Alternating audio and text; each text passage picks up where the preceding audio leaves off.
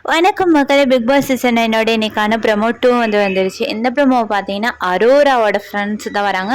Already Arora எனக்கு யாருமே இல்லை, அம்மா அப்பா இல்லை, ஃப்ரெண்ட்ஸ் இல்லை, என்னோட டோகை அனுப்புவீங்க அப்படின்னு கேமராமேனுக்கு சொல்லிக்கிட்டு இருந்தாங்க. இருந்துமே அவங்களுக்காக அவங்க அம்மா அப்பா குடும்பம் வராட்டியுமே அவங்களோட ஃப்ரெண்ட்ஸ் அவங்களோட ஃபீலிங்ஸை மதித்து இவ்வளோ தூரம் வந்ததே ஒரு பெரிய விஷயம்.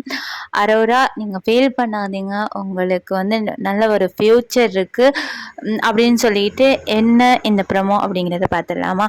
என்னென்னு பார்த்தீங்கன்னா, ஆல்ரெடி ஸ்டார்ட்ல இருந்தே ஓகேவா, ஸ்டார்டில் இந்த துஷார் அரோரா இவங்க 2 பேரும் அந்த ஒரு லவ் கண்டென்ட் உள்ளுக்கு இருந்தாங்க.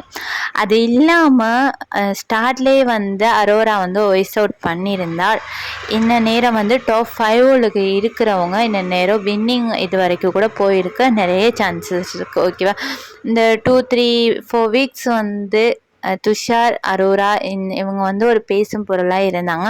துஷார் அதுக்கு பிறகு எவிக்ட் ஆகி போனதுக்கு பிறகு துஷார்னு நிறைய இடங்கள் அழுறதா இருக்கிறதும், இல்லை துஷாரை வச்சு நிறைய கருத்துக்கள் சொல்கிறதா இருக்கட்டும், இந்த மாதிரி விஷயங்கள் அரோரா இப்போ வரைக்குமே ஓகேவா, இப்போ வரைக்குமே கம்ருதீன் பாரு அந்த இதில் கூட அரோரா துஷாரை சொல்லித்தான் அந்த கருத்து இதுகளை சொல்லிக்கிட்டு இருந்தாங்க.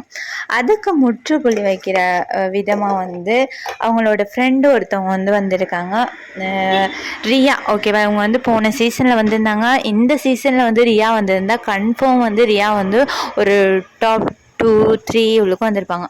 அப்படி ஒரு நல்ல கண்டஸ்டன்ட் ஓகேவா.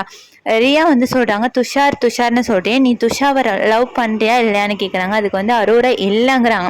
அப்போ அது என்னப்பா மோர் தென் ஃபீலிங்ஸ்னு அரோரா துஷார் சொல்லிக்கிறீங்க, இங்கிட்டு பாரு கம்ருதீனும் அதே சொல்கிறீங்க, அது என்னென்னு எனக்குன்னா புரியலை. லவ் இல்லைங்கிறாங்க. அதுக்கு முற்றுப்புள்ளி வச்சுட்டு போகிறாங்க. இதை பற்றின உங்களோட கருத்தை கமெண்ட்